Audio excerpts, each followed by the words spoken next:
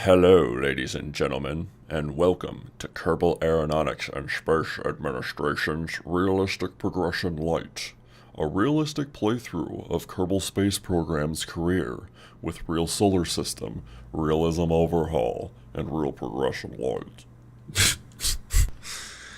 Sometimes I'm a complete clown. So everything looks good. Loaded in properly and stage has been released. Our memory seems to be doing okay, 3.34. And we are go for launch in 3, 2, 1.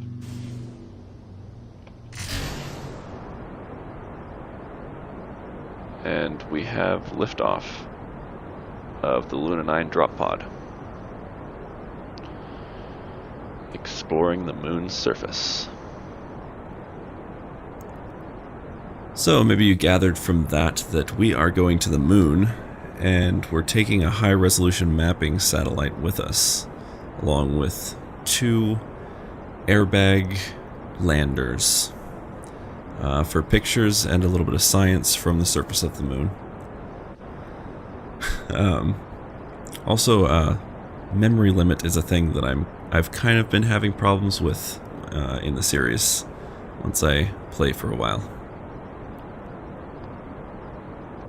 Solids have burnt out and are released. Second stage solids are active. Okay, we should probably get right into the order of business, talking about a little bit of history. The first lunar landing was in 1959, and it was a Luna 2, the Impactor, Soviet Union Impactor.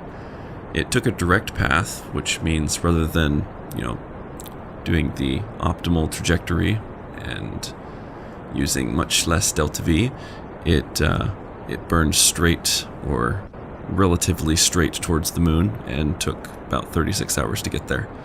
So not entirely straight, but yeah. Ranger was in 1962, Ranger 4. Second stage solids have burned out and have been released.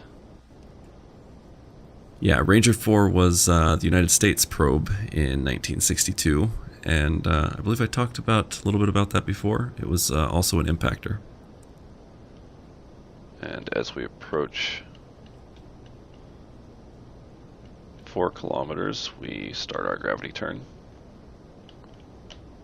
I'm not sure if you can tell or not, but I've finally got my Yeti microphone hooked up in a way that is a lot less intrusive, so I'm using that to record now. Which is actually a bit late, but considering that we have a low thrust weight ratio, we needed the extra altitude and time to gain speed.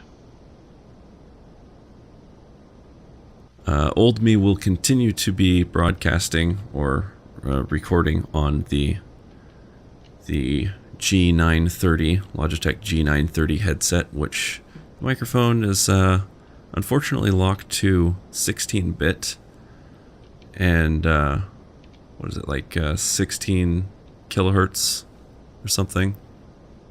I'm not an audio engineer, but it's considerably less quality, at least to my ears. Anyways, back to the mission at hand.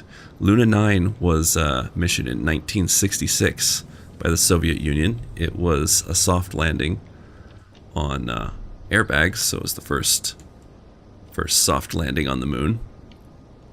And its velocity when it touched down was 22 kilometers per hour, which I'm sure text will help me out with some unit conversions. The first U.S. moon landing was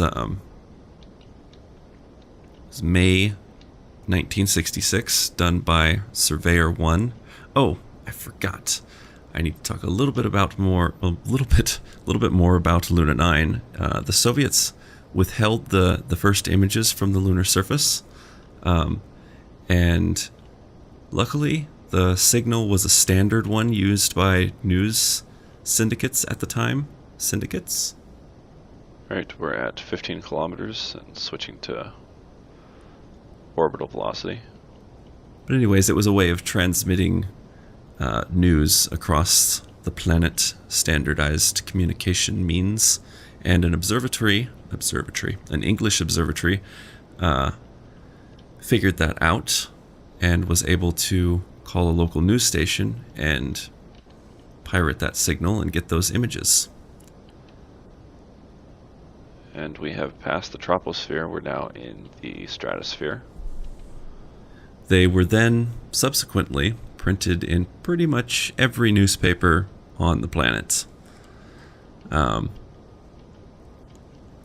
was also a little bit of speculation before the first moon landing, actual landing, that that you would land and the surface was so aerated and such fine particles that the spacecraft would actually sink. So that was disproven, and Lunar 9 did take some radiation measurements, had a little bit of science equipment on it as well, and measured 30 millirads. I believe that's per day. 30 millirads per day.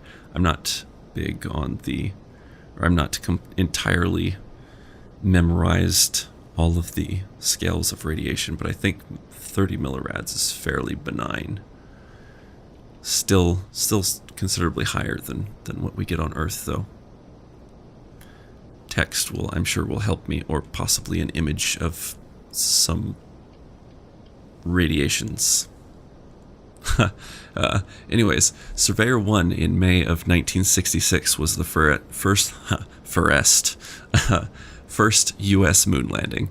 It took 11,000 pictures. Surveyor 3 in April of 67 took 6,000 pictures and dug a trench of 17.5 centimeters, taking nearly 18 hours to do so. Wow, so ineffective. Well, that's what happens when it's, the 60s and you're digging a trench on another planet. But yes, now it seems a lot easier because curiosity.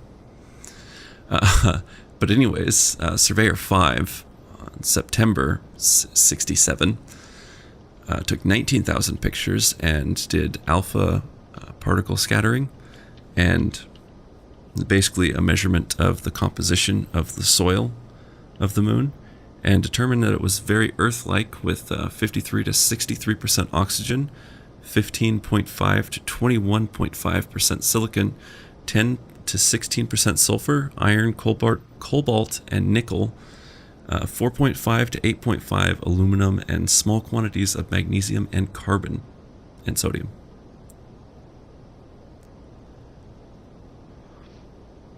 Alright, we've passed through the stratosphere, and we are now in the lower mesosphere. Luna 16, back in September of 1970. The first stage has about 40 seconds left in it. This was after the first manned moon landing by the United States in the Apollo program, and it was a Soviet Union probe that returned 0.1 kilograms of the moon rocks to Earth. We are currently at Mach 4.2. ACK. With an apoapsis height of 75 kilometers, and we have about a minute and 10 seconds until we reach that mark. But that is increasing.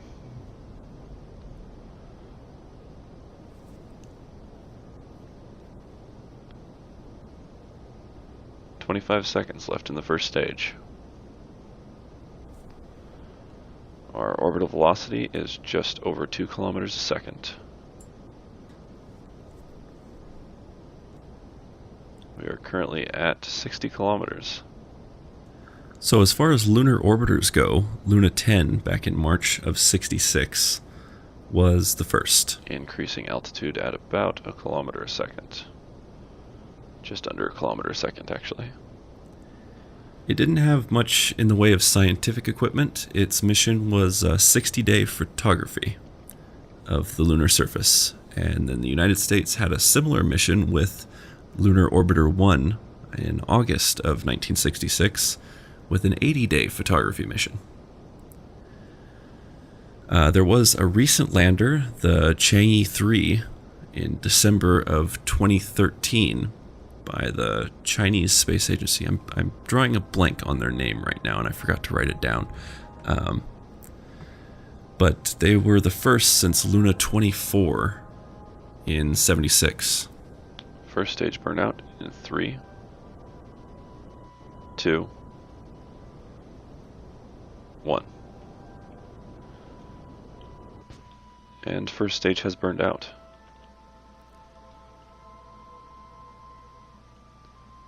We are ready for separation of the second stage.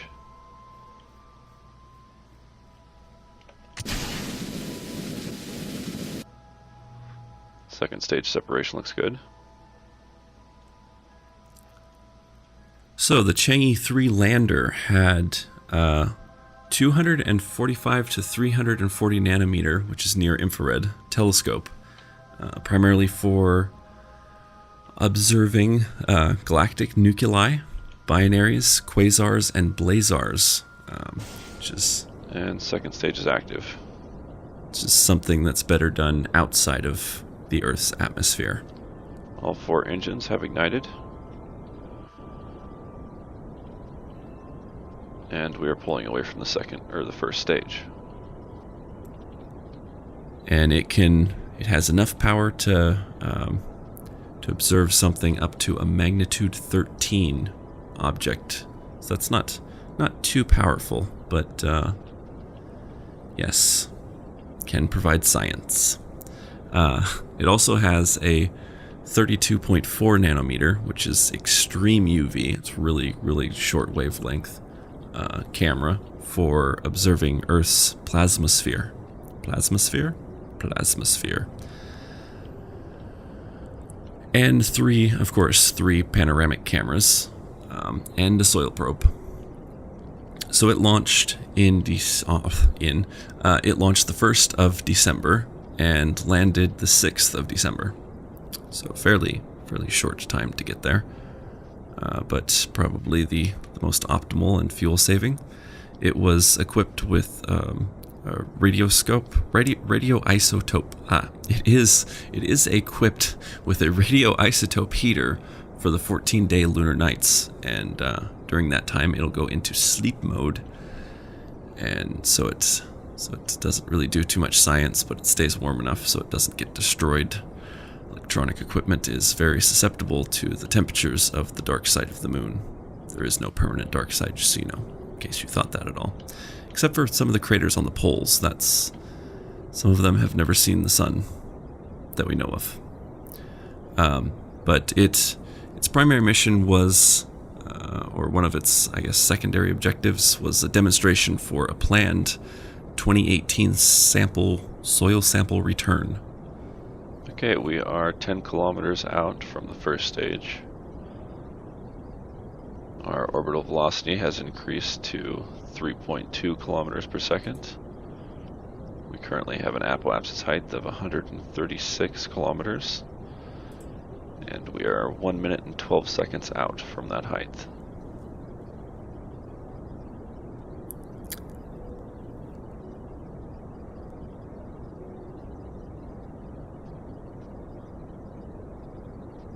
Our thrust weight ratio is slowly increasing from 1.6.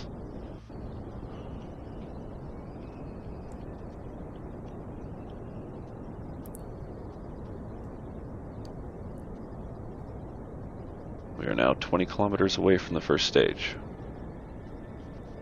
Okay, so the Chang'e 3 lander also had with it a small rover.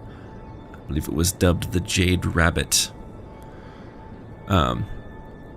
It had ground-penetrating radar up to 30 feet, or 30 meters, which is just under 100 feet. and spectrometers of it had an alpha ray or an alpha particle X-ray and infrared spectrometers, most likely for strange, what would that be for? Particle X-ray was probably for the dirt, and infrared would be for landscape, maybe a little bit of geology or something. I'm sure text will correct me if I'm wrong. It had 4 cameras, 2 navigation cameras, and 2 panoramic cameras. And so December 14th was the deployment. It was on the first lunar day, and it's just a little bit of history of the rover because that was a little bit quite interesting. It failed. Not sure if you heard about that. The first lunar day, it experienced unexpectedly high solar radiation, which caused over 100-degree centigrade difference in the temperature of each side of it. So the engineers, the people controlling it, put it to sleep, or a kind of a partial sleep. It still did a little bit of equipment, but it mostly didn't move. And by the 22nd of December, it had completed a 360-degree photograph, the photographing mission of the lander, and started on a 40-meter journey south. We're about halfway through this burn.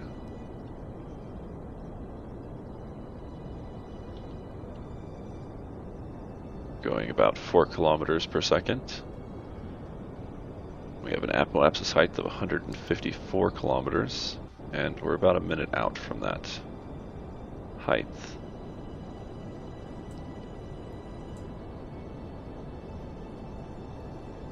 There's 1 minute and 27 seconds left in this burn.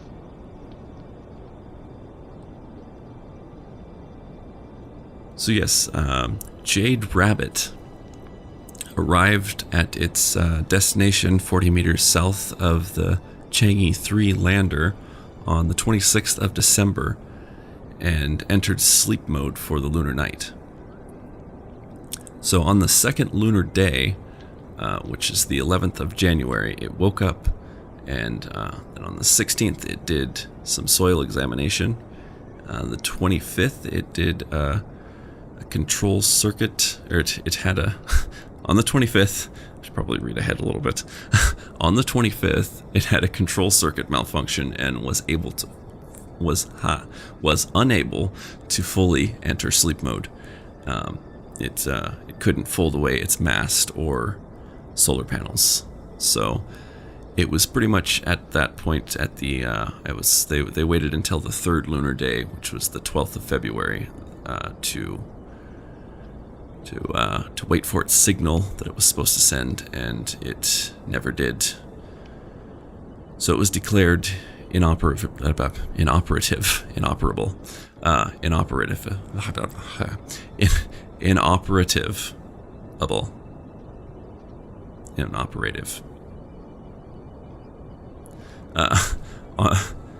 But the next day, it sent back the signal. And was able to do some science work, to do some more science, but it was unfortunately unable to move.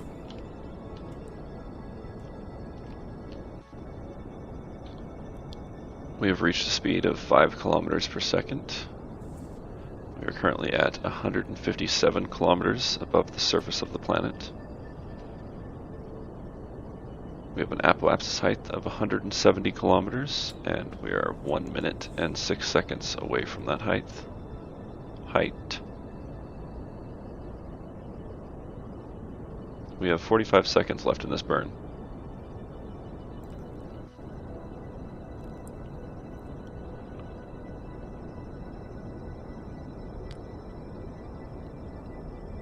So yes, as late as the 18th of August, which is just a few weeks ago, its signal, its constant transmission, I'm assuming, was received by amateur radio astronomers. So it's still alive, although it's not able to move. There's some some control circuit malfunction, and it is now a nice ornament for the moon. I did write a bit down about the plasmasphere. I have to say that I've been really busy over this weekend, and I started to record and take down all of my notes on Friday, and I have not gotten much sleep and done like a whole bunch of things since then. So most of this has gone way over my head, and like one in one ear, out the other. But plasmasphere is the inner magnetosphere. It has low energy.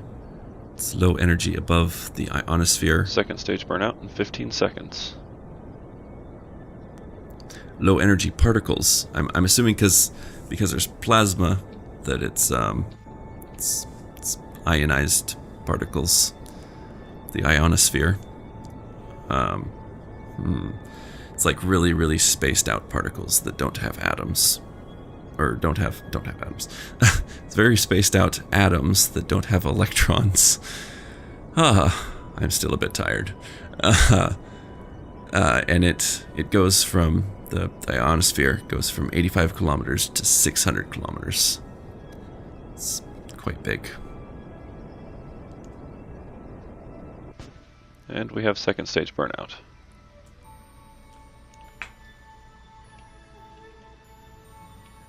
Third stage is ready for deployment. Third stage is away.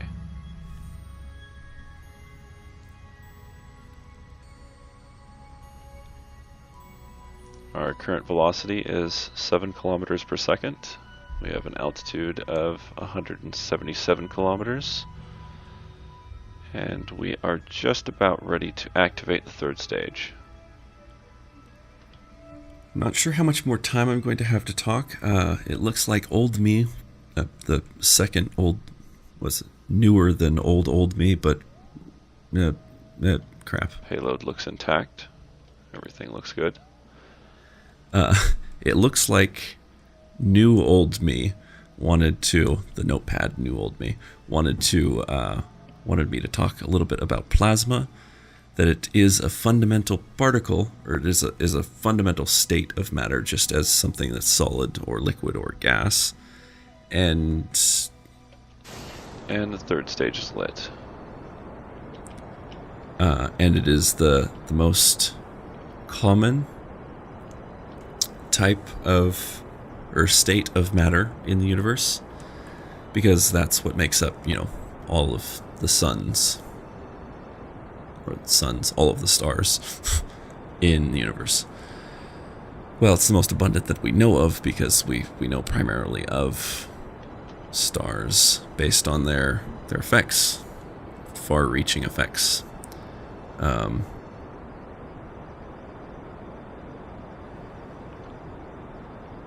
Some things that cause it. I got a little bit late. Lasers, electromagnetic fields, and microwaves, but not your microwave. It looks like 0.24 was just released. Yeah, this recording is old. That is a result of a low-quality camera. Fortunately, we don't have the resources just yet to upgrade the camera. I was responding to someone in chat asking about the digital compression on the camera. We were on a limited budget on this mission. We do have some high-quality cameras, mainly for release, and high-resolution pictures of the surface from orbit. But all of the engine monitoring and satellite monitoring cameras are low quality. And of course the cameras were provided to us by Hullcam VDS. Okay, we're just going to switch out into map view and put down a maneuver node. Let's see, where is the moon? The moon is over there. So when it's on the horizon, which is right about there.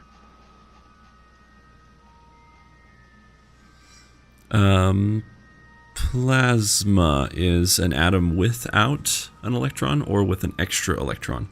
Not sure if you know, atoms require the same amount of protons as electrons. We did launch a little bit late. So a state of matter can be considered plasma if the atoms in it or it consists of are needing or Set as target. Might have to do a slight inclination change just to ensure our encounter. Let's keep an eye on our orbital velocity. needing or having an extra electron. Which brings me to another thing. It can also be caused by temperature, although it requires quite a high temperature. And really the only time that you find it on Earth is shock heating from re-entry of spacecraft or asteroid or something. Okay, we want a little bit after so we can come in on the South Pole. And I think that just is about it for the time that I have to talk. So we can go ahead and adjust our thrusting vector. Old me is going to take up pretty much the whole thing. I was thinking about maybe muting him, but don't have that much to talk about. That is polar at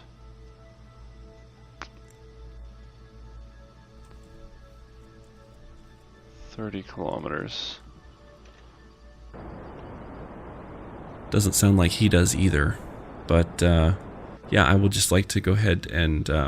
And we do not have connection. So we need to switch to... I should probably cut this part out. That's Miocom, so that's our failed communication satellite. Why? If that has connection and has connection, why doesn't it? Let me know in the comments. Okay. Switch to this. Yeah, I never know if you guys actually like seeing this or if I should cut it out. I should probably uninstall my mods for KSP before Steam automatically downloads that. Just do that in between the loading screens here. Steam library, Steam apps. I might do another stream here after a bit and check out. Switch this one. And check out First Contract, do a little bit of a playthrough. But anyways, one thing I would like to make an official apology for is our lack of things to talk about. Switch to, or maybe it did automatically. I double clicked it. Okay, let's see, common, Kerbal Space Program. Game data, okay, it looks like I do have stock set up. Make sure I don't have any saves. Just asteroid and default. Okay, I don't really need those. We were supposed to have a moon hotel by now. Alright. That would have given me so much more to talk about. We'll go ahead and switch back to our camera. Activate.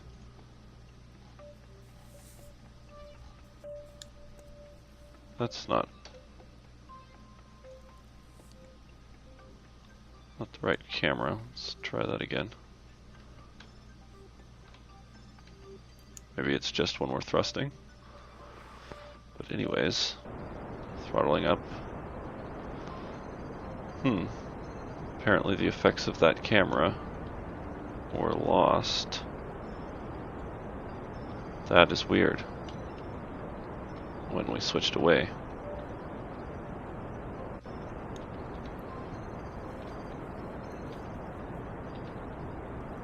Let's get rid of far, because we're out of the atmosphere now.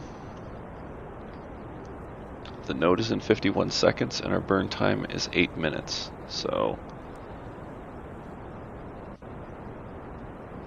But that's strange because also Quake Cam isn't working. Camera should be shaking.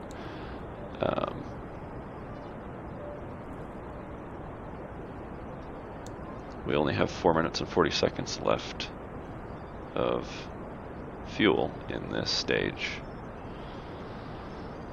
So we'll see how this goes.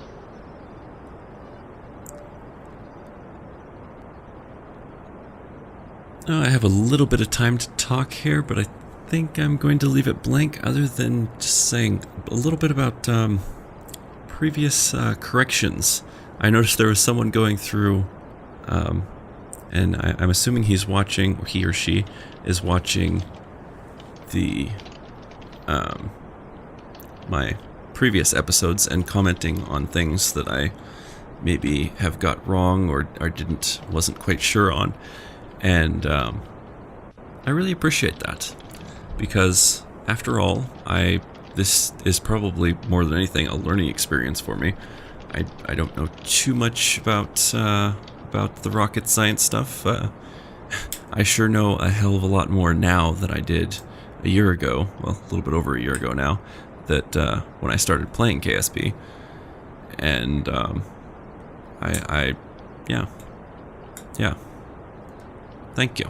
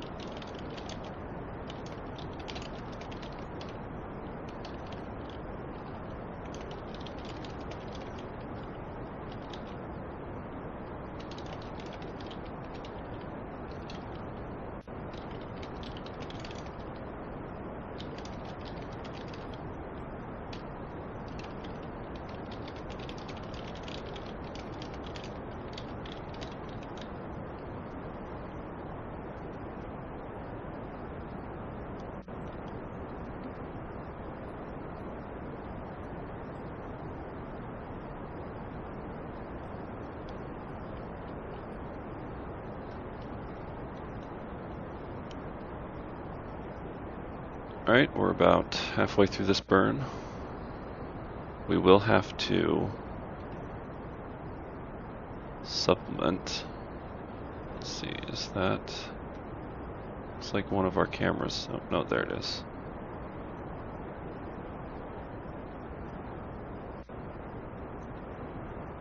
We will have to supplement this burn with another burn. Let's go ahead and tilt this up just a little bit to bring our periapsis down.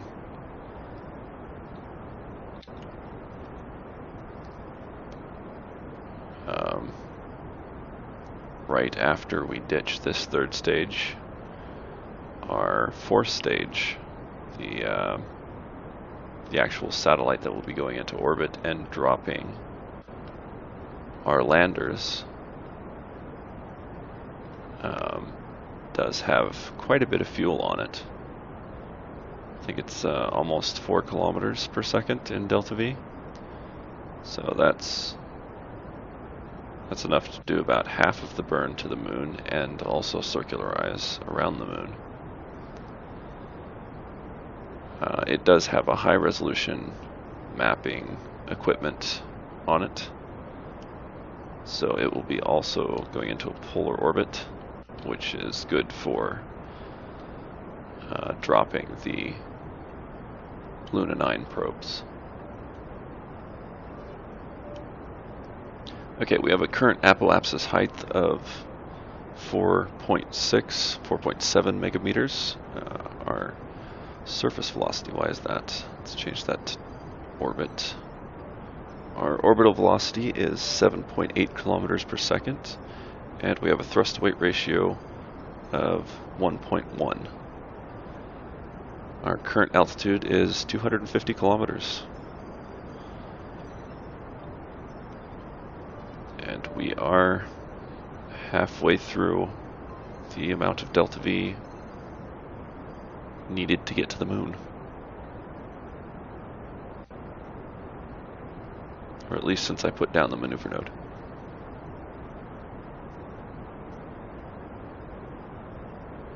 I guess not quite halfway, getting there. Where did my cool effects go? That purple flame looks like a purple flame. I'm not sure if that's the actual color, but I do know that it is quite... The fuel that I'm using is quite different. It is UDMH and N2O4. So that's 2 nitrogens, 4 oxygens, and I'm not sure what UDMH is. I've heard it in passing a few times. Let me look it up. UDMH. Oh, it's H2N bonded to an N, which is bonded to 2 CH3s. Is that C? Is that H2NN2? Is how it's made. It's unisymmetrical. I'm not going to try to pronounce the next word.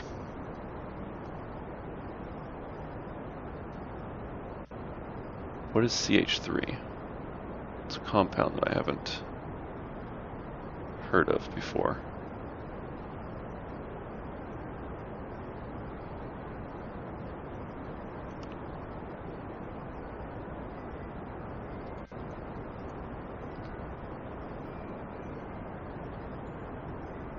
It's in the methyl group, RCH3.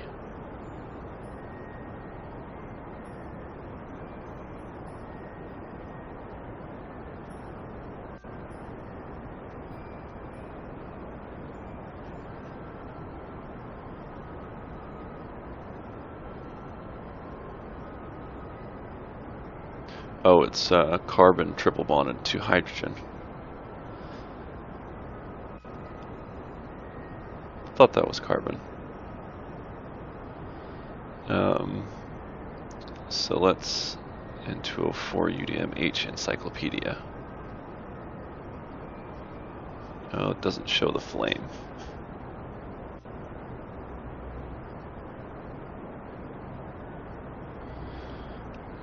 N2O4.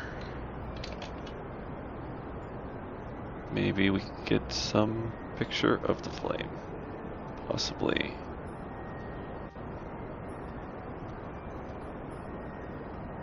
Maybe not. It is quite toxic. Yes, it does. I'm just going to assume that that's realistic.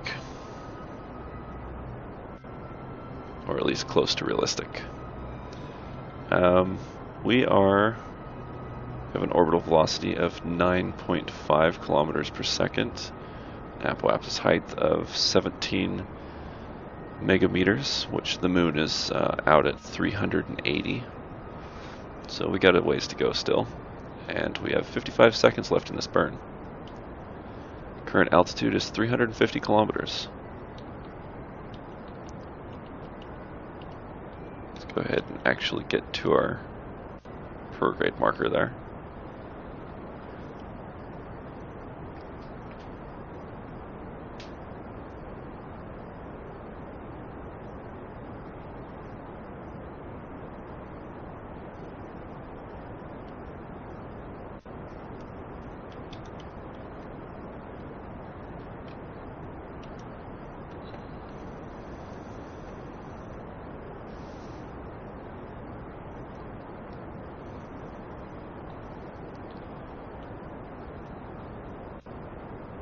so at about 15 seconds, I'm going to go ahead and turn this radial. Is that radial? I think radial's down and anti-radial's up. No, radial will be up. Yeah, because when I think of a 90-degree bend, up is radial. The radial part of it. Or what would make it radial. I haven't said radial enough, so I'm just going to say radial, radial, radial, and then be done with it.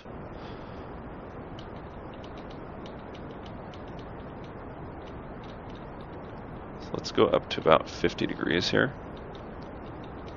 See if we can dip this third stage really far into the atmosphere, probably about 40 kilometers or so.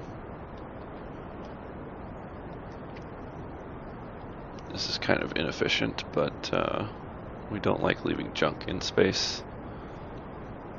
Let's go all the way radial here. Oh, a little bit.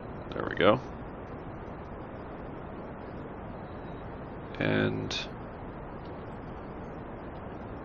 60 kilometers, 2 seconds left. And coming up on 40, just barely 40. Alright, we only have 394 meters per second left in this burn. Go ahead and kill our thrust and find the, I believe it's that camera.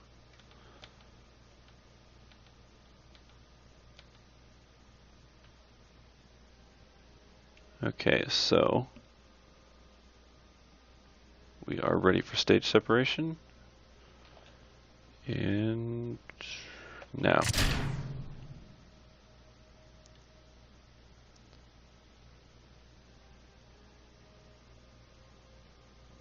Okay, so now we need power before we burn or do anything. We have a reaction wheel, so we can go ahead, turn over.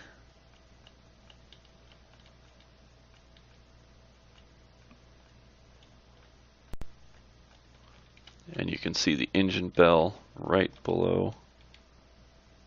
Whoa, that's... Okay, maybe we should go up a little bit. Let's go about 30 degrees.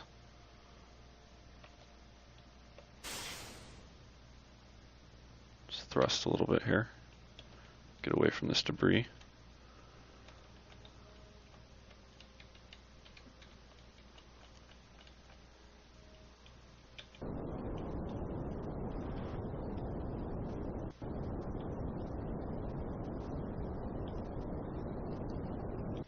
Alright, before we thrust for too long, we're going to go ahead and extend these panels.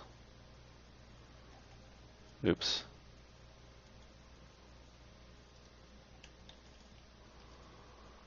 So that'll replenish any electricity that we will lose.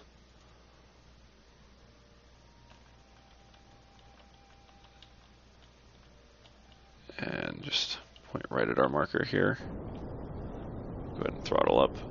Normally you wouldn't do this because this thrust damaged the panels, but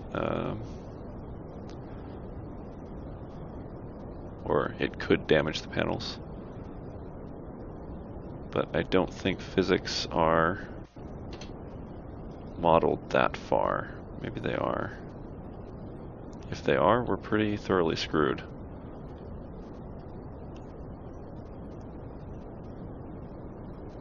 Doesn't look like it. We are producing heat. I did forget to put a radiator on here, so once this heat bar fills up, then I won't be able to use these solar panels anymore. But we do have batteries. And let's just go ahead and take a look at this thing while we're thrusting here. You can go ahead and ignore the delta V left in this stage because that's not calculating for these tanks, which are both full. And hold about as much as this one. So we have about 3 times that much.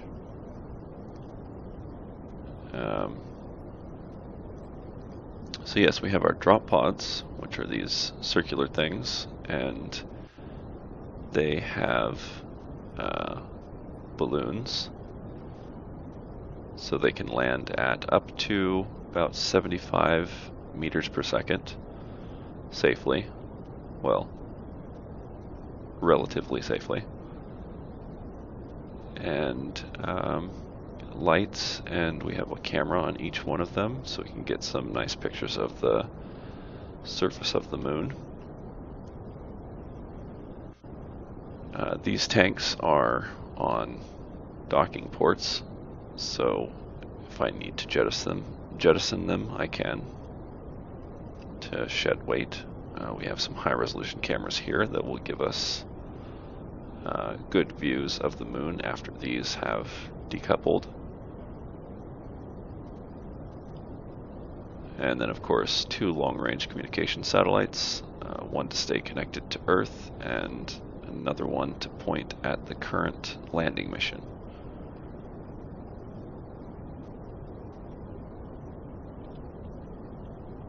We're coming up on the end of our maneuver node,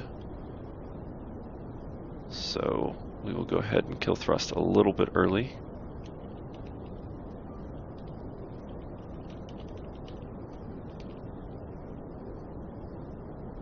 About 30 meters per second. Okay. And then we'll go ahead and make another maneuver node. Oh, it looks like we can keep going.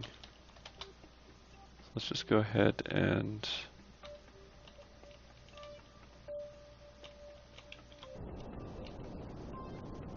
thrust upwards. So we need to move our apoapsis more towards the ascending node.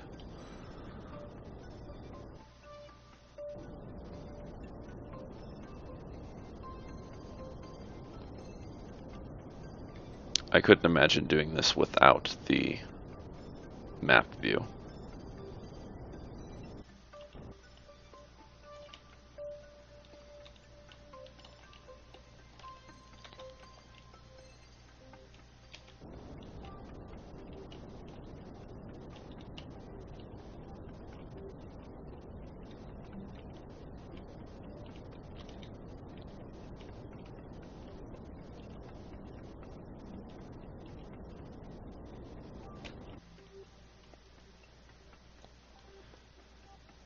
Looks like, Let's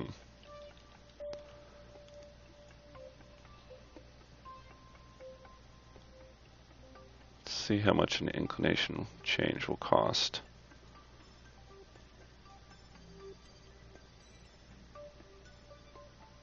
That's not too bad. Okay, so we'll do that and just prograde out. We're a little bit early. I thought we might be, because technically I wanted that about here.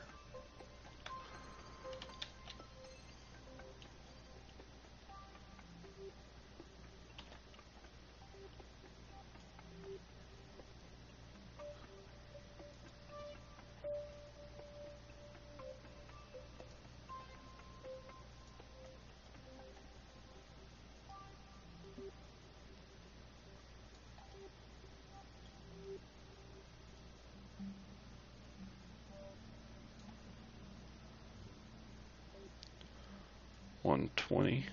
See, where's that?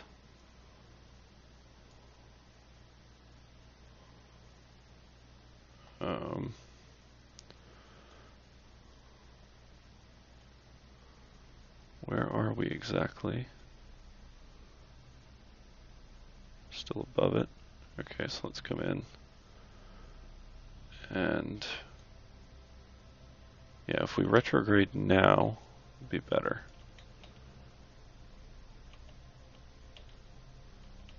Difficult thing is to know how much to retrograde. I think probably until we don't have an encounter, be a good starter, and then move that until we do. And that looks like we're a little bit late. but it'd probably be better to prograde closer to it. If we're late, then we want to retrograde. Okay, so we still need to retrograde more then.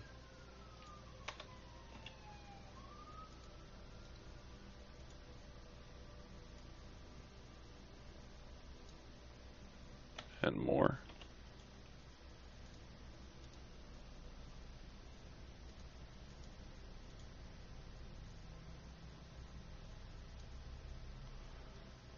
And it looks like more still. We're still at 14 megameters. 1, 2.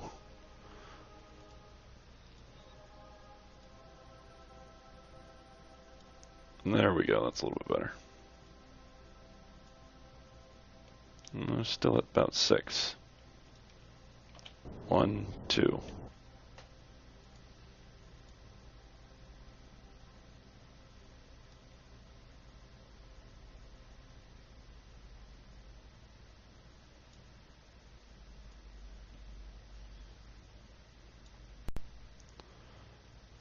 Okay, so 193 is a bit high.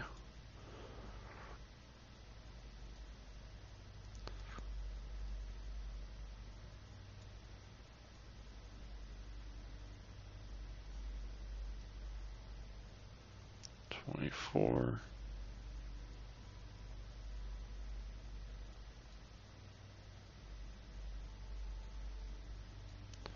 I want to come in at about 50. Like I did before.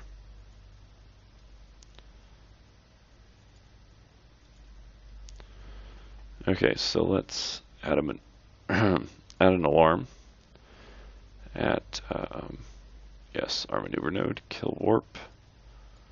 So 1 minute's probably fine because this will be a 19-second burn.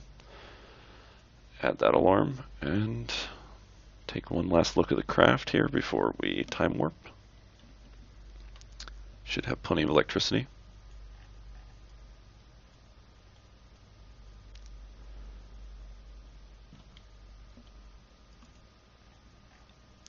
So we'll go ahead and activate one of the communication satellites and make a target. I guess we'll just target Earth or Kerbin. Well, Earth. That'll be great when we can change those names.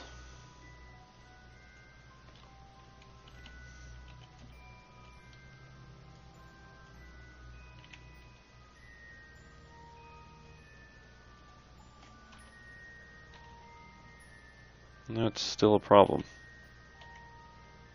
I swear they fixed that. Uh-oh. Did it just crash? No. No, it's still okay. I was going to say it's getting there, but I swapped the 3 with the 7 at my quick glance. Thought it was 3.73, rather 3.37. Where's that moon? There it is.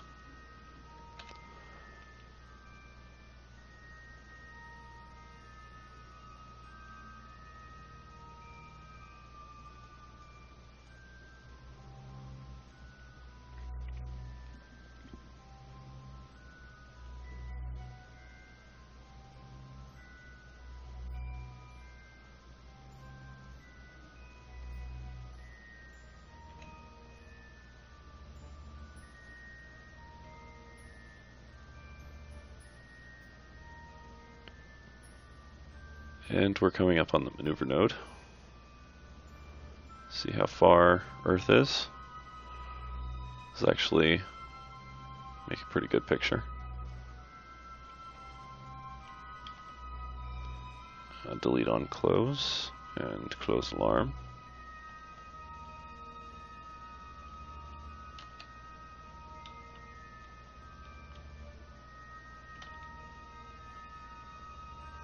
Let me just get a picture of this.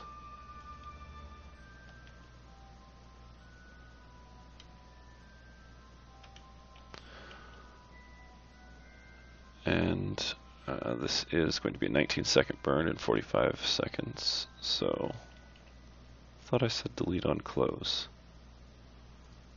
rid of that. And wait till about 10 seconds. Doesn't have to be too precise because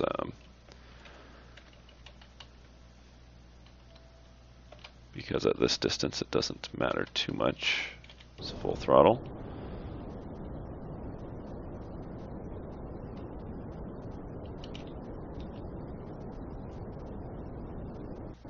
We should probably be viewing this from our camera. There we go.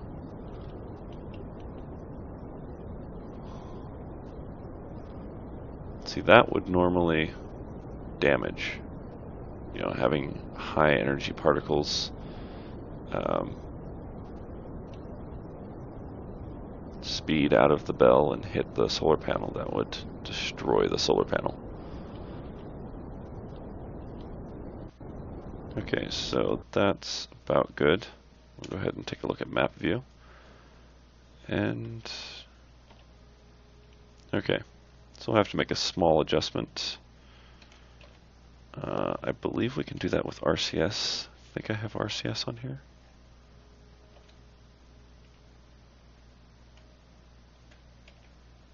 So just go back a little bit. Is that working? Yeah. Okay. Don't want to use too much RCS because that will be very necessary. I believe that's oops. I believe that was these pods that was using it, that we're using, yeah. And that will be really necessary when we land, especially after we land.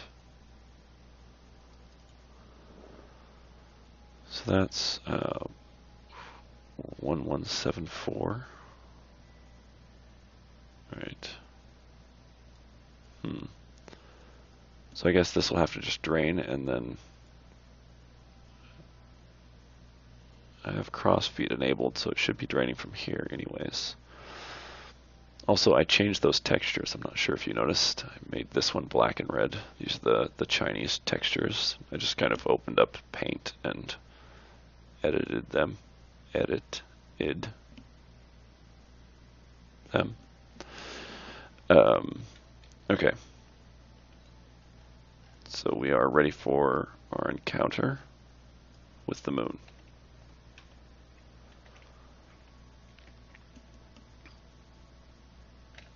It's been almost 3 hours, so once we get this circularized, I think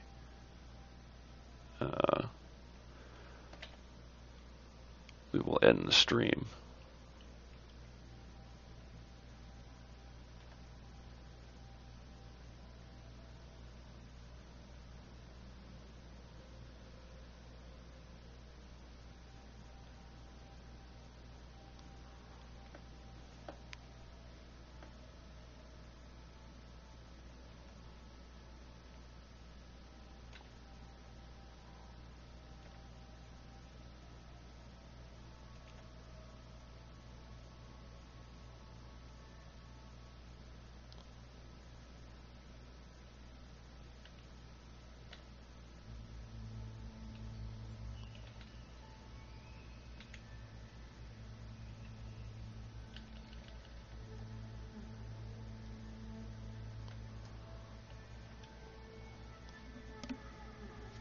Take one more screenshot here.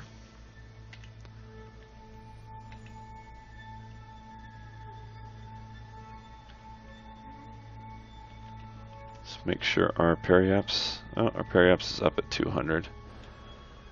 I guess that'll have to do. We have 33 minutes. Okay, we're just about.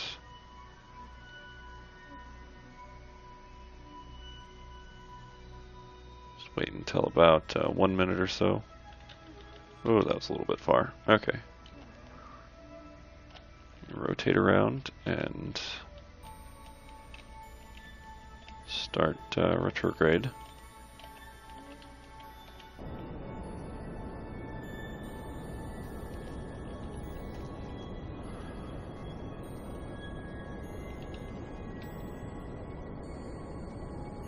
Oh, we have a higher thrust to weight ratio than I thought. Let's go ahead and activate this camera. Oh, isn't that a beautiful view?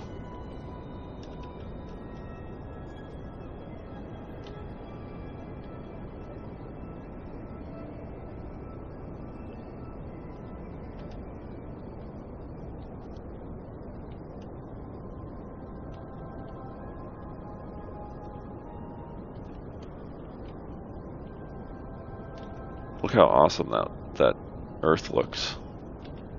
Oops. Let's just hold on. Let's retract these panels right quick.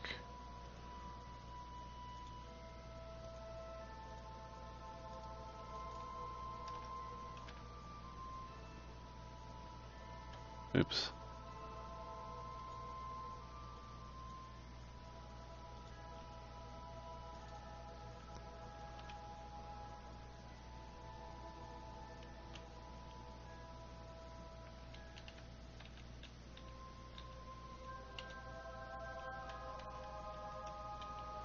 Okay.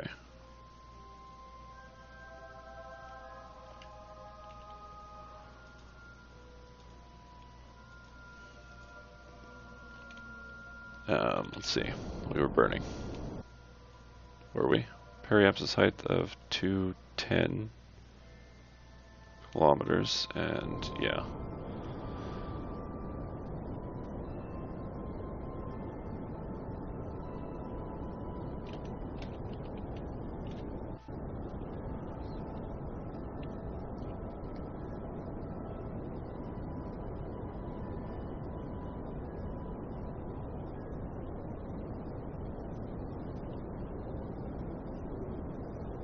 So yeah, we probably should have done a little bit of a inclination change. Let's actually leave this at,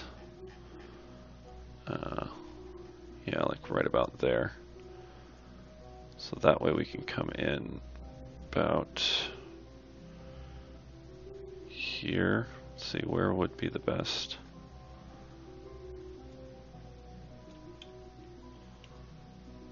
Come in about,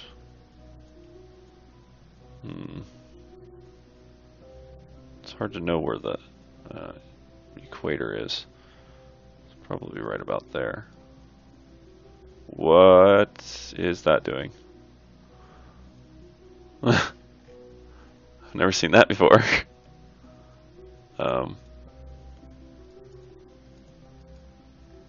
Okay. Wait, nope. No. No.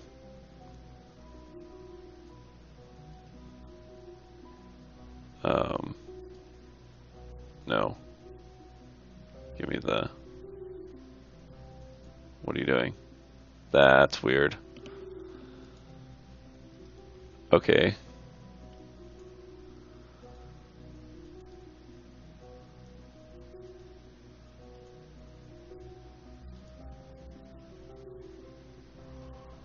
Alrighty then.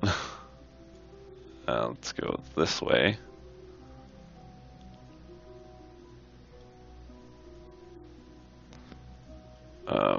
That works, I guess. Quit being so big.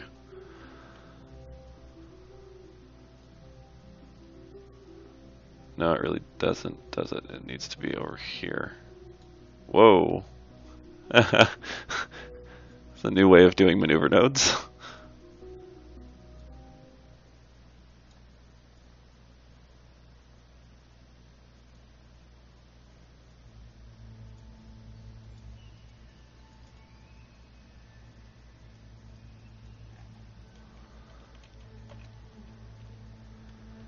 Okay, so let's look at this maneuver node over here.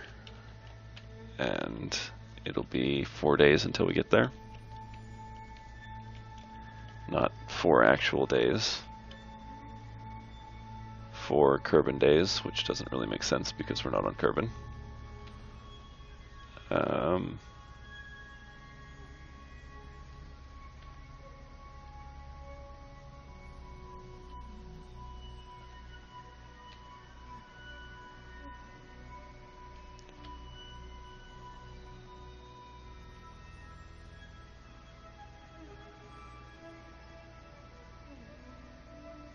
Yes, chat is working. The last thing that I got was you laughing.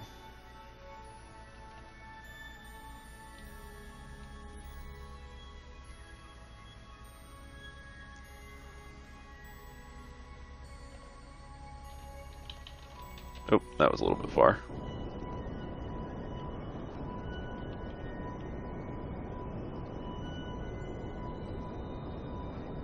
Yeah, I'm gonna have to snip out that that part with the maneuver node and upload that as I don't know, call it a new way of doing maneuver nodes, I guess.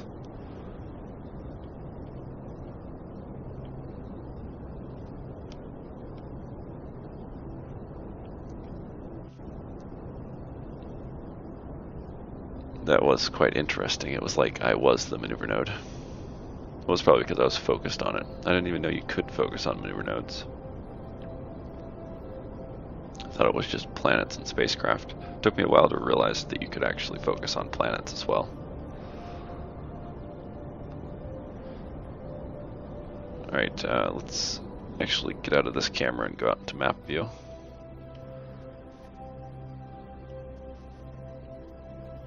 I wish I could see my prograde marker to see if it's actually changing to north. Is that prograde? I guess I could go around to south, and that way I can also get the added benefit of retrograding, which is up here. Oh yeah, that's actually too much. So let's cancel that. Whoa. Hee. Backspace. There we go. And I think it would be like, oh no, it's down here. Okay. So about there.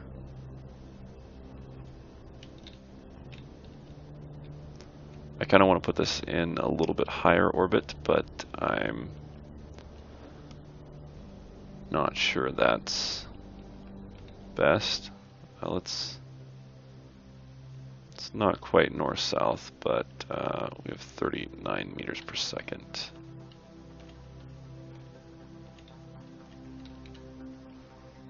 Yeah, let's go ahead and use the rest of that. It's probably going to keep going after that. I would think it would, because it has these fuel tanks here. We'll see. It's not going to drain from them equally. So now the tricky part comes when I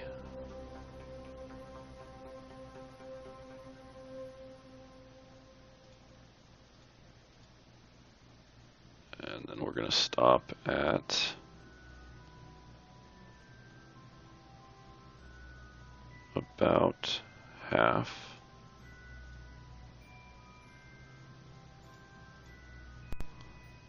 I really wish this system of getting fuel out was easier, or if there was some kind of auto fuel balancer. It's just something that I have. Kerosene and liquid oxygen. Yeah, so does this? Okay, so that's N2O4 and UDMH. Good. So let's balance all at 100 times. There we go. And now we can just put that at 1 time and okay.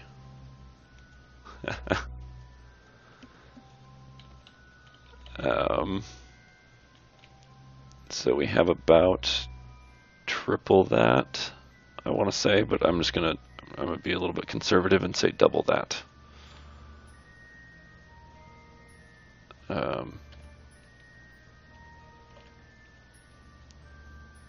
So we do need to get that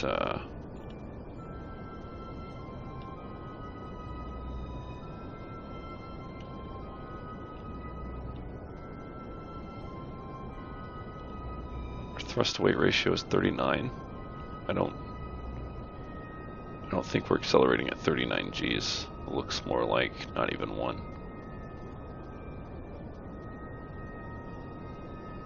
Or maybe that's thrust to weight ratio moon. Like we're resisting the moon's gravity 39 times the acceleration due to gravity or something. Why am I... Oh, because I was burning the wrong way.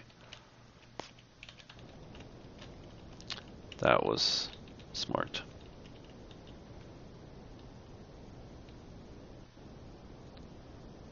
Okay, so it'll be a little bit left of this.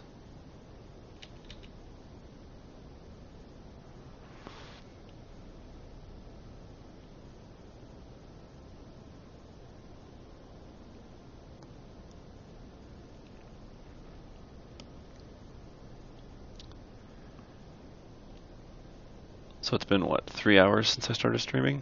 It's a pretty good stream. I'm a little bit bummed that I wasn't able to get Gemini 2 docked with Gemini 1, but that should probably be an entire stream in its own. So I will do that next week. Maybe we should be retrograding a little bit here.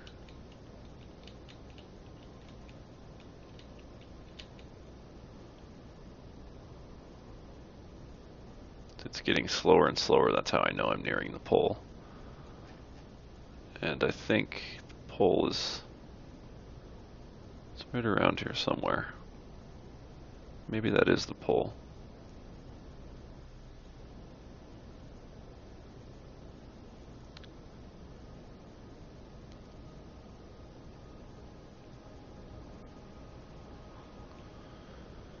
Okay, so at about 250, I will stop this.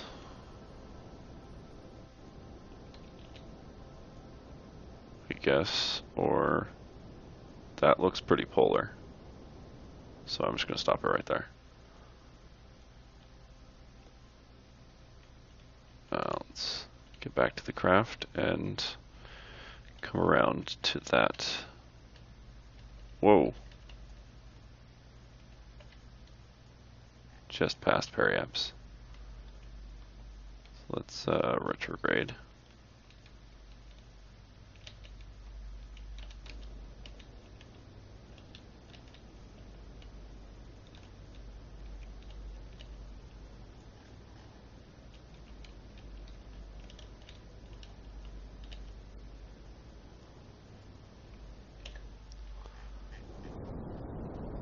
Maybe we should be watching this from the camera.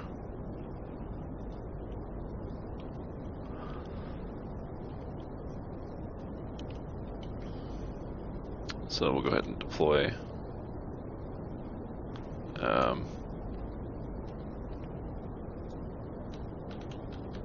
It's not letting me switch cameras. There we go.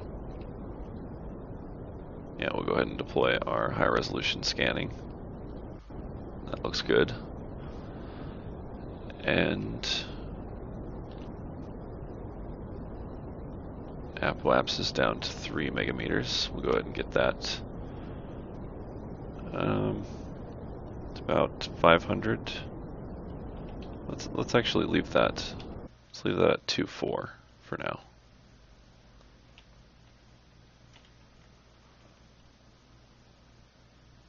You might actually even increase that a bit.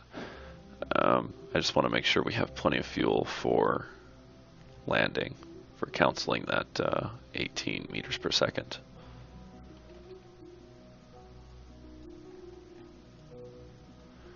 So while we're here, we'll go ahead and pull up,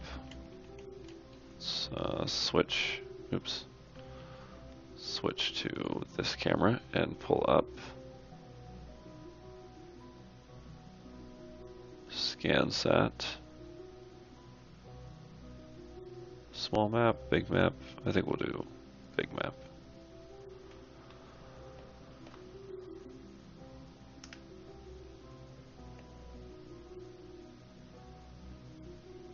So yeah, it looks like that other one's not quite polar, just because we're missing this little bit down at the bottom, which isn't too much,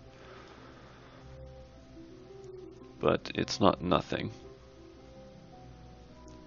The moon rotates so slow that that it constantly goes over the same area repeatedly. I don't know why the other satellite isn't showing up. It should be on here.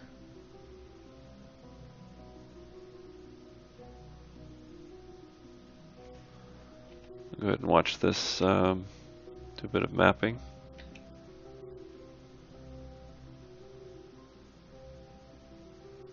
Make sure the electric charge stays nominal.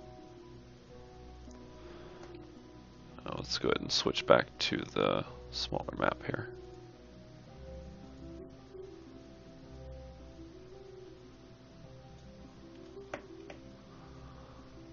There's the other satellite.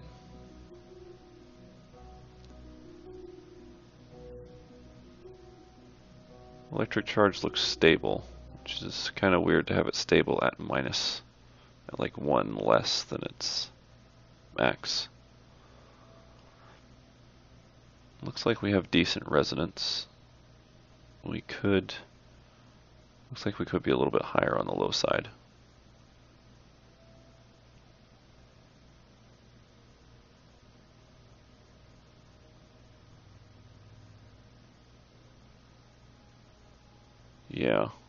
Yeah, we break resonance right there. Okay.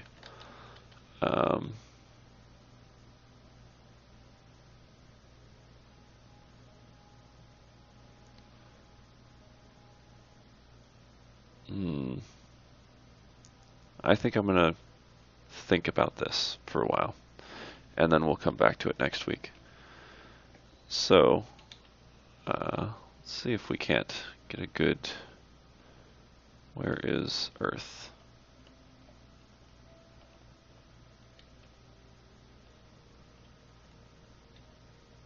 It's around here somewhere, I know it. There's the sun. There it is. Where'd it go? Come back.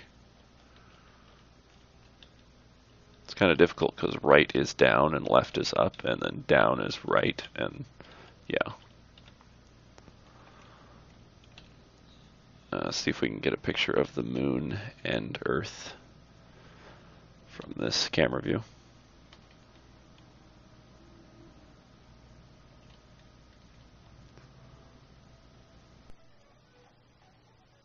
I actually wouldn't mind too much if it was the CIA that was data mining the internet and all of phone records, but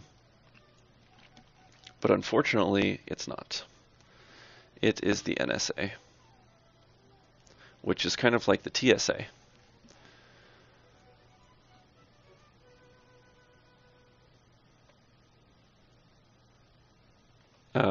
I stream, you stream, we all stream for ice cream. It says right below, no, it's Tuesday and Thursday at... It used to be 11, but I've changed it to 12 because I keep waking up later and later. And then today I slept through my alarm, which was supposed to wake me up at 10, and got an extra 2 REM cycles, and didn't wake up until 1. So I kind of, got up, composed myself, and had a protein shake, and then jumped on at 2. Decouple that. All right, now the question, is this 1 or 2? I think last time what the problem was, why the airbags didn't deploy, is it was the second one and I was pressing the action groups for the first one. Radiation levels are slightly higher than normal. That doesn't give me anything if I return it, so they can't do anything with that one.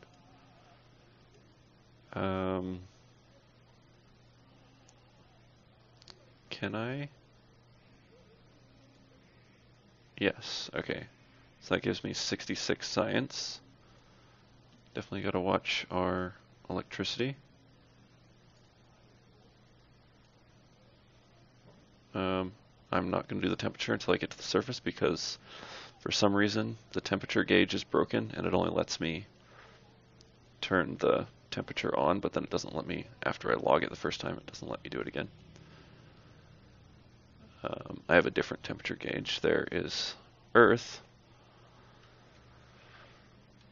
I also stream tentatively, like, that's not the right word that I was looking for. I stream just kind of randomly whenever I feel like it. Counter-Strike. I used to play that. Like, that's when I first got Steam. That's pretty much why I got Steam, is because Winter Cell. Oh, when was that? 2 years ago? 2011?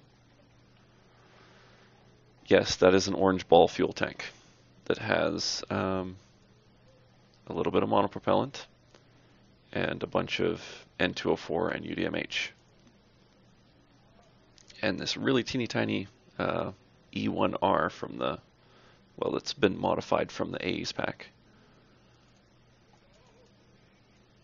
Some solar panels and stuff. That's a bunch of RCS.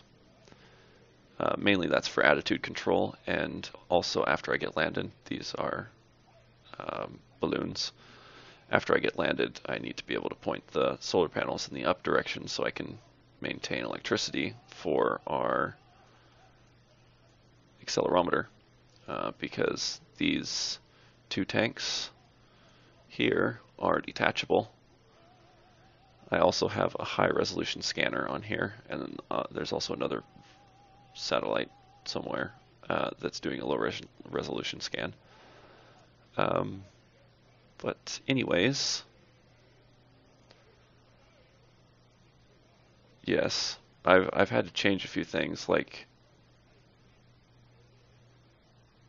delete a whole bunch of tanks because I have procedural parts.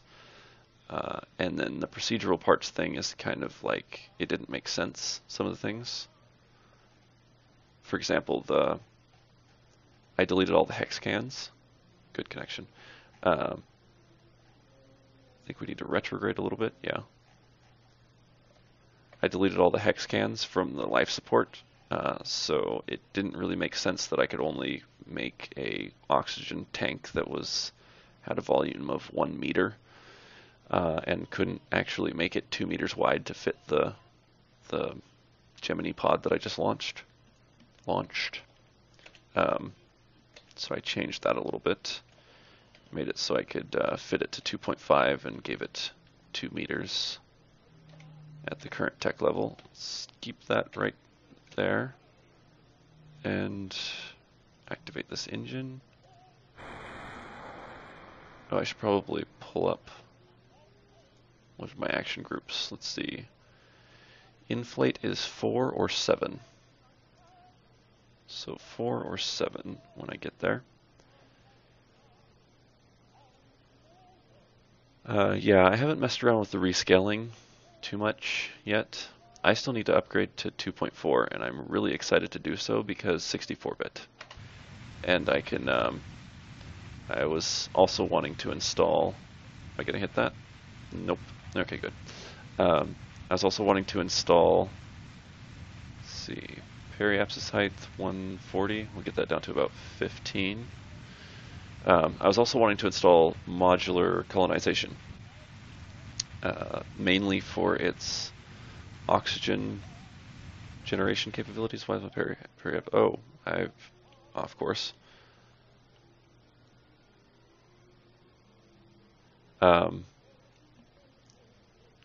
Yeah, I figured line.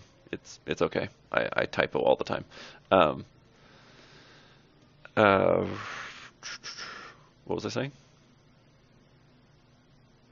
Oh yes, oxygen regeneration. Modular colonization looks awesome, and I thought that would be really cool to put. One of my goals when I first started playing this game was to put a base on the moon, because that's something that that I really wanted to see ever since, you know, I learned about the Apollo missions and stuff. And I believe it was apparently, according to Lunosity, there was a documentary, I can't remember what it was. Let me Google.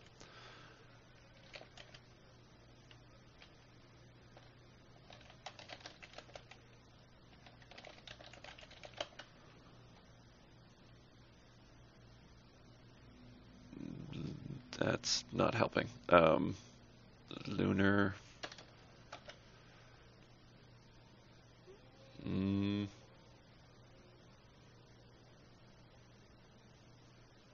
The truth behind the moon landings. It actually took place.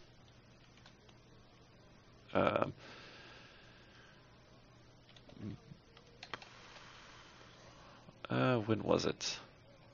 It's like last year, I think.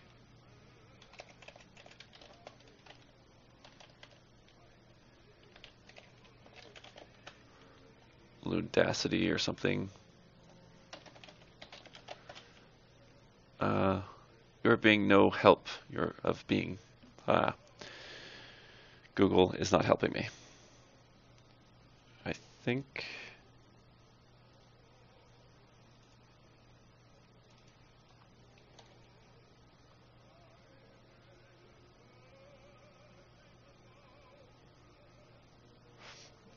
Lunar Sea.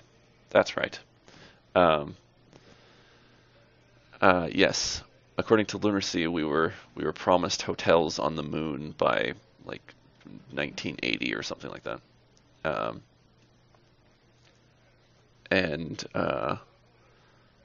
So that was one of my goals when I first started playing KSP, because, you know, who doesn't want to build a moon base and live on the moon? Well, I know I sure do. So I never got around to actually doing that. I kind of started to in stock KSP, but it didn't really work too well. The whole like docking multiple modules together and then having really slowed frame rate, and then, you know, switching away from them, switching back to them, and then having them just fly all over the place and blow up. Yeah, that didn't really work too well for me. So so that's something that I want to do. Why do I don't have a connection? I don't have a connection. Oh, that's right. I need to, can't switch. Don't have a connection. Where is, oh, it's right here. Switch to.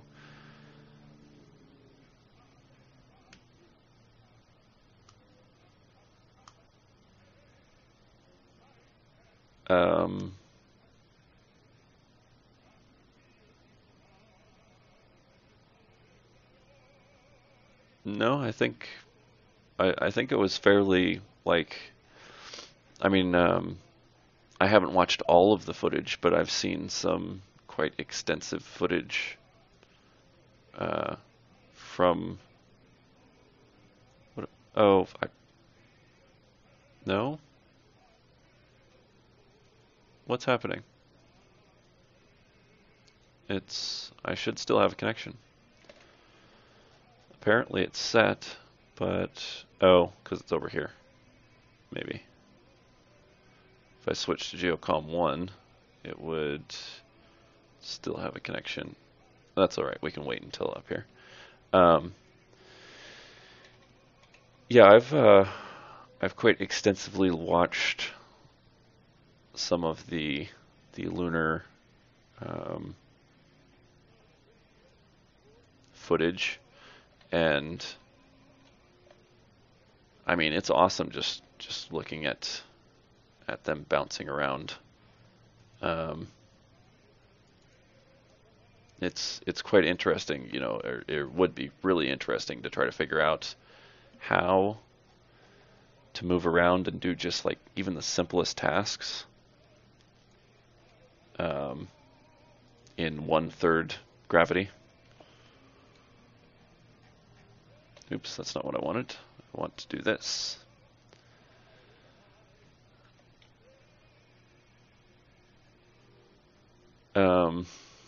I was watching, and I think, did I favorite that? There was this really great video, really old video. I hope I favorited it. Oh, somebody commented. I'll have to get to that. Why do I keep getting subscribers on my main channel that I haven't posted anything to in like 4 years? I guess I'm still active and you can see what I like and stuff, but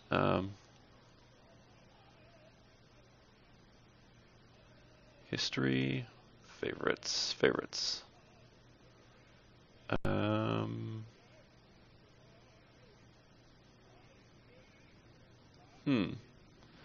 I didn't. What's happening in Hong Kong? Oh, I need to remove that. Yeah, I didn't favorite it. Weird. But there was this this video from like around the era of the Lunar. I think it was a little bit after. It was the lunar landing missions, Apollo missions, the late Apollo missions, I should say. That like showed the procedure of landing and the the kind of descent and their abort timings and landing and then their ascent and like how they got back up and rendezvoused with the service module. And like they had a procedure for everything because it was 11 missions before it was 2 space programs and 11 missions before they actually landed on the moon. Not sure how many people know that it was like an entire decade of a bunch of people. There's the poll. A bunch of people working on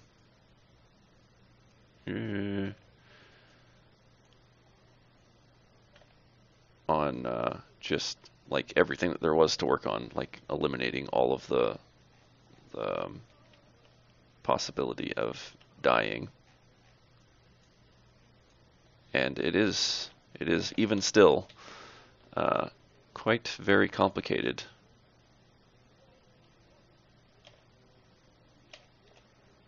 I think was it last week that there was somebody in here? There's somebody in the chat room that was proclaiming KSP wasn't rocket science, and I had to say that it was because, simply by rocket science's definition, if you're doing science and with rockets, then it's rocket science. But I was thinking about that a little bit more, and that's kind of the slogan of KSP. It's not rocket science, and I think that was primarily meant to kind of ease you into it. Basically saying it's not that hard, you can do it type of thing, but then also being a pun, being kind of funny, as is the ways of the Kerbals.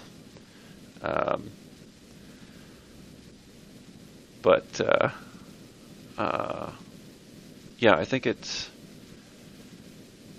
that kind of is right because of how complex rocket science in real life is.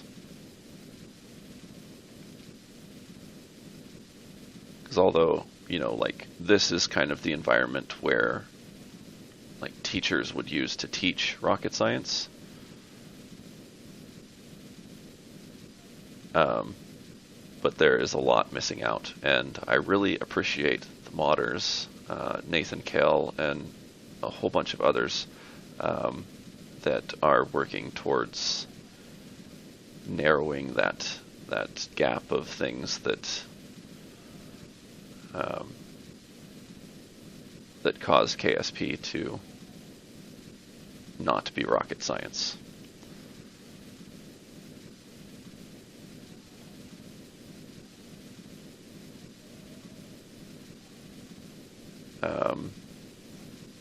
I can't wait. I personally cannot wait for an N-body system. I saw there was a few months ago There was someone in the development forums that was working on that. I know that's quite a lot of work, and I'm not even sure how you'd even go about accomplishing something like that. I need to nose up a little bit. But I appreciate that there is work being done on that. Yes, I think that's one of the primary things that you learn is orbital mechanics, which is quite a big part of rocket science and something that was difficult to grasp in the Gemini program is where they use that the most, because that's where they did the docking and rendezvous in orbit.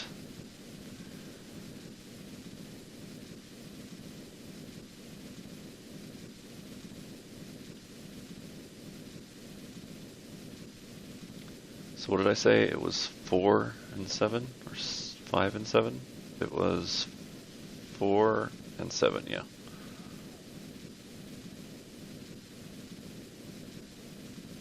Oh, it was Action Group 3 to deploy the first one. Okay.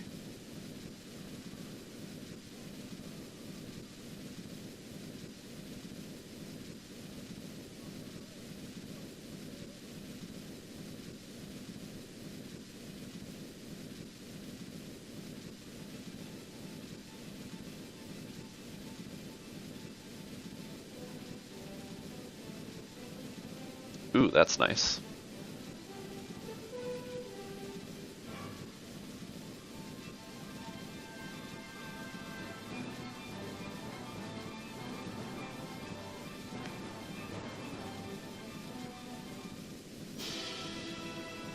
Turn that down just a little bit. There we go.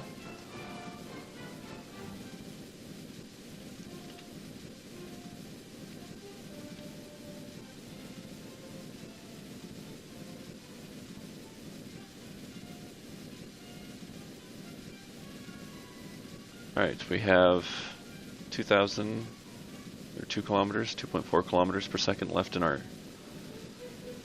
tank. So we might even be able to do a soft landing since our TWR is up at 3.2. I wonder if that's probably based on the moon. I wonder if we could go from one biome to another. Let's check and see what biome we're in right now. Log gravity. Polar crater. Go ahead and transmit that.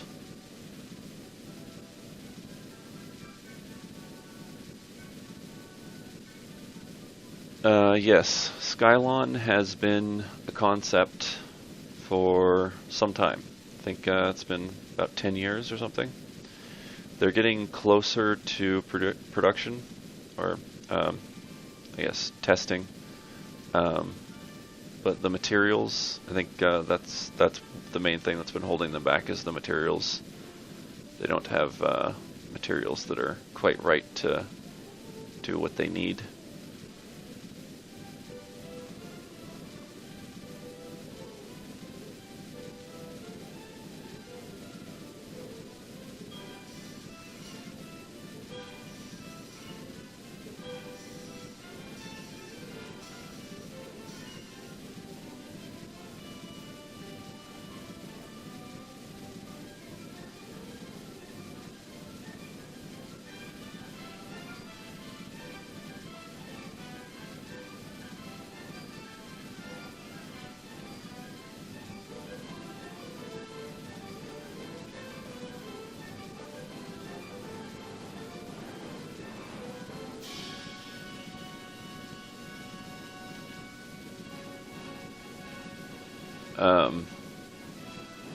Carbon nanotubes.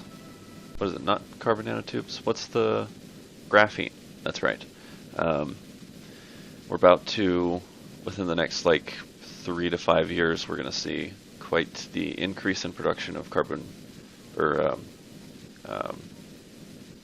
graphene. and apparently it's looking like a decent substitute for silicon. Still need to work out a lot of things. Oh, the KASA drive. I think that's how you say it. Yeah, that was something that was brought to attention in 2006. It's basically you fire microwaves at a tank full of nothing, and because of the plasma, what is it? Vacuum plasma? I think that's what it's called. But basically in a vacuum, and the test was done back in the 60s or 70s or something, to confirm this-ish. Yes, they are airbags. Vacuum plasma is the creation and destruction of a whole bunch of different particles. We really don't know that much about it. We just know that there are some particles that are bigger and some particles that are smaller, that are a particle and an antiparticle are created and then collide, and it creates a kind of a fabric to space-ish. So basically what the microwave drive does is it puts a dampening plate on one end and a microwave, something that produces microwave generator on the other. And because it's bombarding basically space with microwaves, you get propulsion. And a lot of scientists, when this was brought to them, were like, no, that can't be, because conservation of energy. So what was it? Was 4 or 7, right? I'll try a soft landing. So it wasn't until recently that a different team, I think it was a Chinese team, actually did tests on it and got some really, really good results from it. And so it was brought to the attention of, or it was brought to the conference, some kind of propulsion conference. I'm not completely up on all the conferences. That some people from NASA were attending, and they decided to go ahead and test it. And they found that it worked from their initial tests, but there's still some variables that they need to eliminate before they can ensure that it works. And then, of course, you have to do even more testing before you can put it into, onto a spacecraft. But it is very exciting because it doesn't use any propellant at all. So pretty much, you can get an infinite amount of thrust. Well, not infinite, but you can get a large amount of thrust, or a lot of thrust in very small increments from energy, or from like solar panels. Electricity is what I meant to say. Yes, of course you get thrust from energy.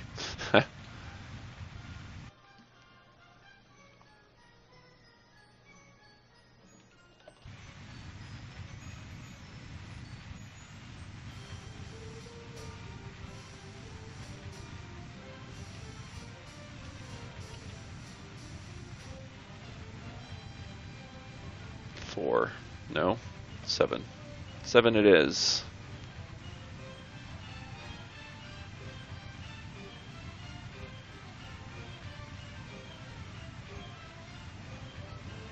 Still have a decent amount of monopropellant.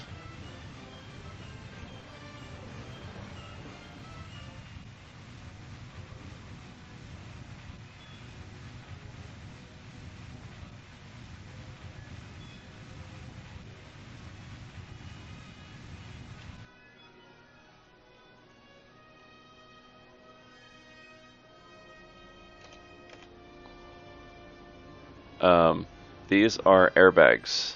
It is a mod. I could have landed a lot faster than I currently did, or than I just did. I tested them up to 75 meters per second, just in case this thing got completely out of control. But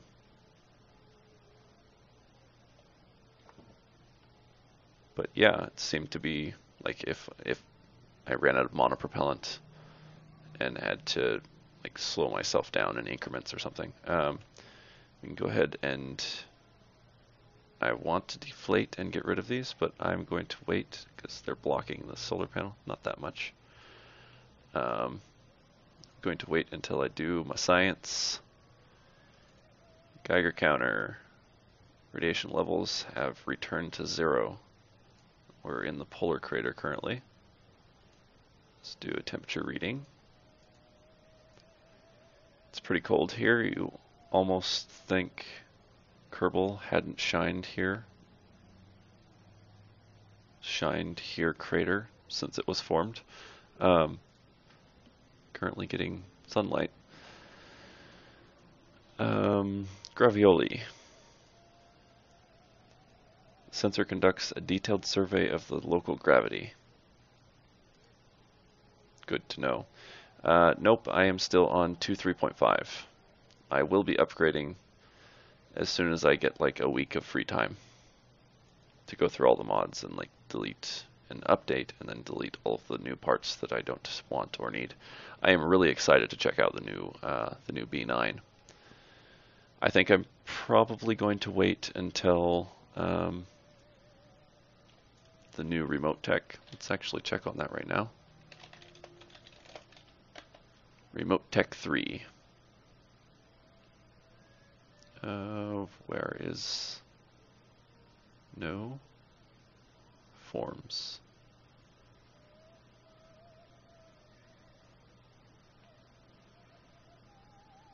Development resumed. Doesn't look like he's said anything.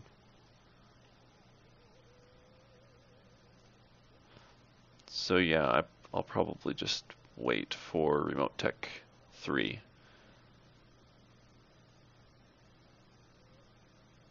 Looks like he said something today in the thread.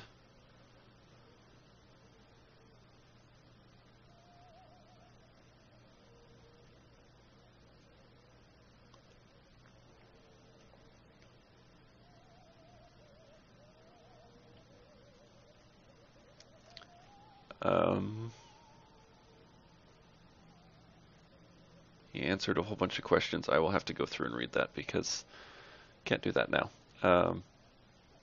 Anything else that I need to do before this becomes unstable? I don't think this gives me anything. Activate data recorder. In space high. So that's, yeah, that's Earth. Because that's Vanguard.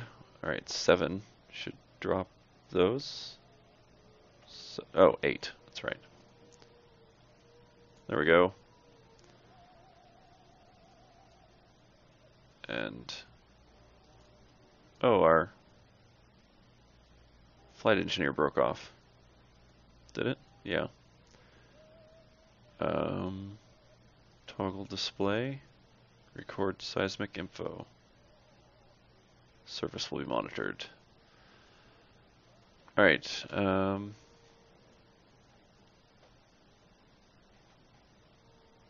Switch to... Oh, first let's rename this.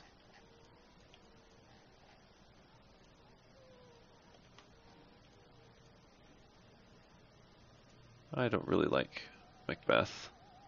Let's switch that. Beethoven.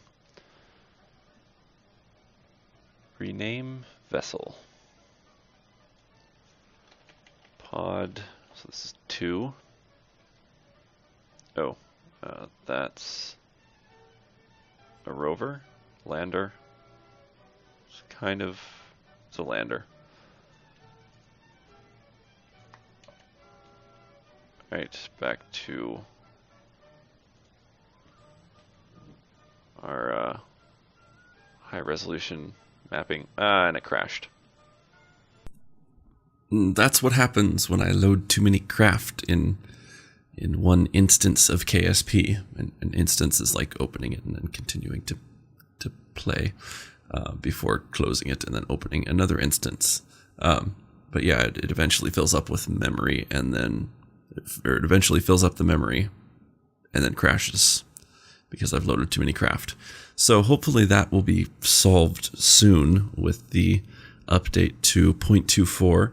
I'd like to thank you for joining me, and don't forget to like and comment and favorite and subscribe. I'm always interested in feedback. Do you like this format? Let me know in comments, and if you have any questions for me, feel free to ask. Anyways, here's a little bit of a teaser of the next episode.